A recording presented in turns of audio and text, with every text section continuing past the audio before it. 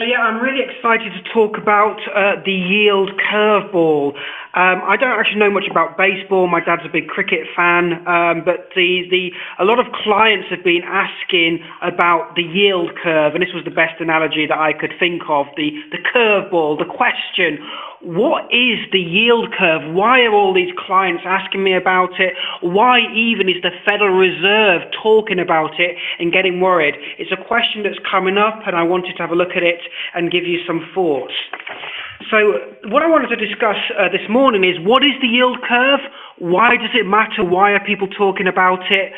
Is it different this time? Is it comparable to historic? And are there some better indicators out there that participants should be focusing on instead? And how does this respond in terms of Trump's fiscal policy as well? Let's move on and to discuss why it is that people are talking about the yield curve. First of all, what is the yield curve? Well, this is shown on this chart. Basically, the yield curve is the difference between short-dated interest rates and long-dated interest rates. In particular, the 2-year Treasury yield, the 2-year government funding in the US, and the 10-year government funding cost in the US. And that's those two lines there, the blue line being the longer-dated 10-year yield, the yellow line being the 2-year yield. And what's magic about the yield curve is its ability to predict recessions. So what this chart shows here is the spread, or the gap, between long-term interest rates and short-term interest rates. Normally there's a positive gap. 10-year interest rates are higher than 2-year interest rates. And when that gap goes towards zero, that normally spells danger.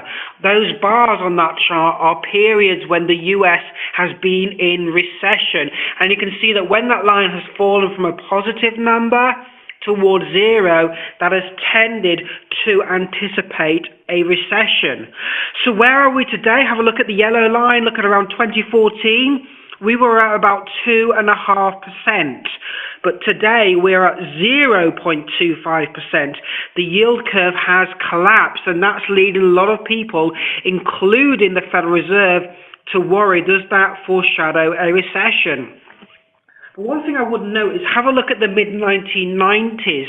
The yield curve did collapse and was around zero for most of the second half of the 1990s, but there wasn't a recession for some time. So there has been good predictive power of the yield curve, but the time lag is quite uncertain. And we'll discuss why in the next few charts. So what this chart shows, it's a repeat of the chart I showed earlier, is again the difference between the 2-year yield and the 10-year yield. And the point I want to stress here is that it's really the 2-year yield that does all of the heavy lifting. The blue line, the 10-year Treasury yield, generally is quite flat. It generally doesn't do much. But the 2-year yield goes down aggressively when the Fed cuts interest rates and jumps back when the Fed tightens. So really, the yield curve is more a reflection of what the Fed is doing. And you can kind of see this in this chart here.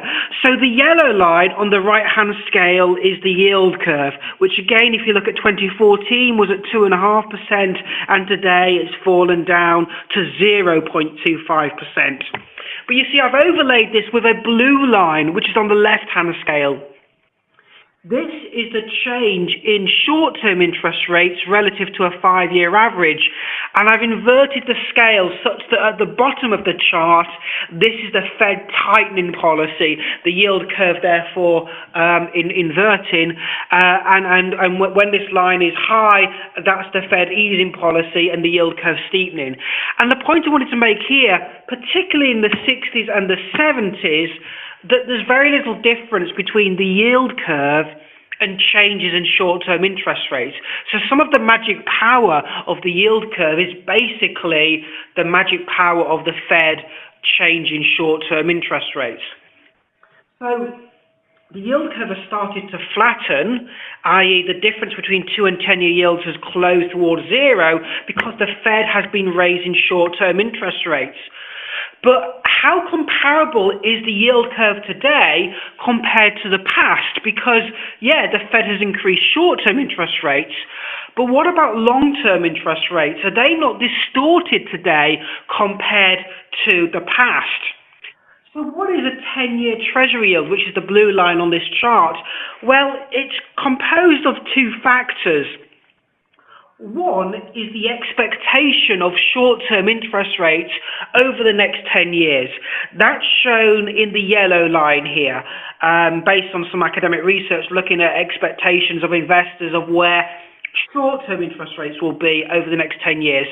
But then there's a spread or a gap or a premium based on the probability or the risk of the government doing something crazy. Let me give you an example. Would you lend to Tesco for 2 months? Of course you would. Would you lend to Tesco for 2 years? Yeah, for sure. But would you lend to Tesco for 20 years? Well, over a 20-year period, there's a higher risk of disruption, some new competitor coming into the market and taking out Tesco. So you'd lend to it, but you'd want a risk premium to cover the compensation of the market changing. And it's the same with the government. Would you lend to the government for 2 weeks? Of course. For 2 years? Of course. But over 10 years, there's a risk that the government does something crazy, creates a lot of inflation as a kind of way of defaulting on its previous debts.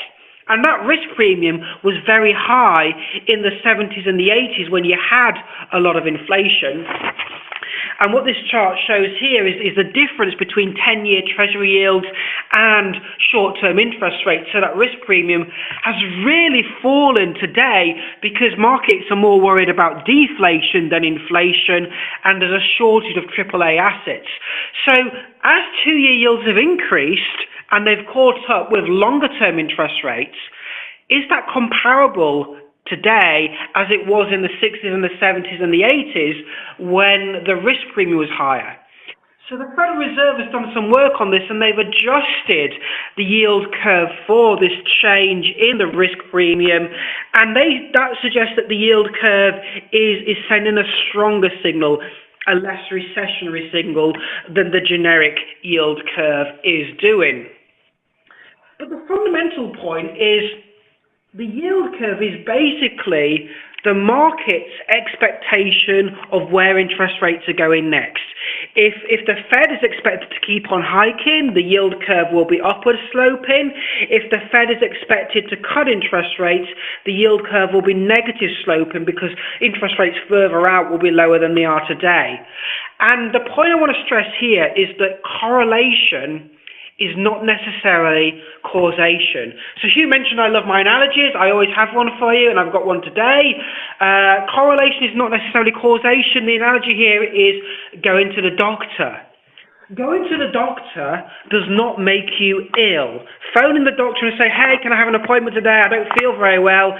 That in itself does not make you ill. Instead, when you feel ill, you call the doctor and you make an appointment. And I think it's the same analogy with the yield curve. If investors are expecting interest rates to fall, that does not magically cause a recession. But some investors think that it has this magic power. No, instead, if the Fed has been raising interest rates and the economy is starting to deteriorate, then you get recessionary conditions, and then investors say, well, the Fed's going to raise interest rates next year. And I think it's the other way around. So to sum up the yield curve, yes, it has narrowed significantly, and historically that has led to weaker growth and predicted recessions, but it's really a measure of short-term interest expectations, and I think that maybe we should have a look at some other indicators and see what they're signaling to get a more balanced view of the risk of recession. And so what I want to show on this chart is that not all indicators out there are flashing danger. So there's two lines on this chart. The blue line is 5-year government borrowing costs, the 5-year Treasury yield that has increased in recent years. The yellow line is a measure of corporate borrowing costs, junk bonds or high yield bonds, which also tend to have a duration of 5 years. You can see they barely change. So yes, US government interest rates have gone up, but corporate interest costs have not really changed. So that's a positive signal. Next chart. Now this is one of the most important ones. There is a survey of banks produced every quarter going back to the 1960s asking if they've made it easier or harder for companies and households to get a loan. That's the blue line on this chart. A high reading on the chart is good news, a low reading on the chart is bad news, and you can see that that tends to fall ahead of recessions. Now have a look at the left of this chart. In the 1960s and 1970s and the 1980s, the blue line and the yellow line moved in tandem. The yellow line is our old friend, the yield curve. But have a look in the 90s and the noughties. Let's have a look, for example, in the mid-1990s. You can see that the yellow line went towards zero, i.e. the yield curve flattened or inverted. But the blue line, credit availability, remained positive. The party continued for a bit longer. The same in 2005, 2006. The yellow line crossed zero. Danger, danger, danger. And indeed there was, but not straight away, because the blue line, the availability of credit, continued to ease. And that's partly because the banking sector was deregulated in the 1980s. So the relationship between credit availability and the Fed funds rate is not as close as it was in the 60s and the 70s. So I don't think the yield curve has as much power as people think, because the power has diminished since the 60s and the 70s. And I want to draw your attention to the latest observation for the blue line. Credit conditions have actually improved in the latest survey. So again, I don't think everything is saying danger. So to wrap things up, we have our own lead indicator for US growth, not necessarily looking at the yield curve. Instead, we look at the amount of debt in the economy, what's happening to interest rates, market interest rates, what's happening to credit availability, and also what's happening to oil prices. And so blue is actual US demand growth. The yellow line is our lead indicator based on data we know today to forecast the economy in 3 quarters' time.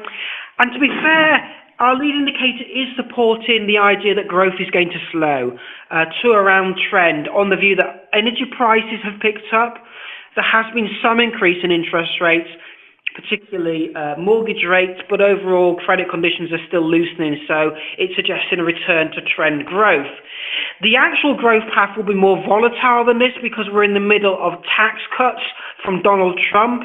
It's hard to predict what he's going to do in 9 hours, let alone what he's going to do in 9 months. But in general, we have a good fiscal stimulus, which is going to keep actual growth stronger than this. So to sum up, people are worried about the yield curve. It has narrowed. That is expecting for some investors that trouble is ahead. But we think that's been offset by easy credit conditions, although we do share some concerns about higher oil prices. Overall, our lead indicator suggests that the US is going to slow down towards trend by the middle of next year. But in the short term, it's going to be boosted by these tax cuts, suggesting that the overall growth is going to be good, but we do expect to see a slowdown some point in the future.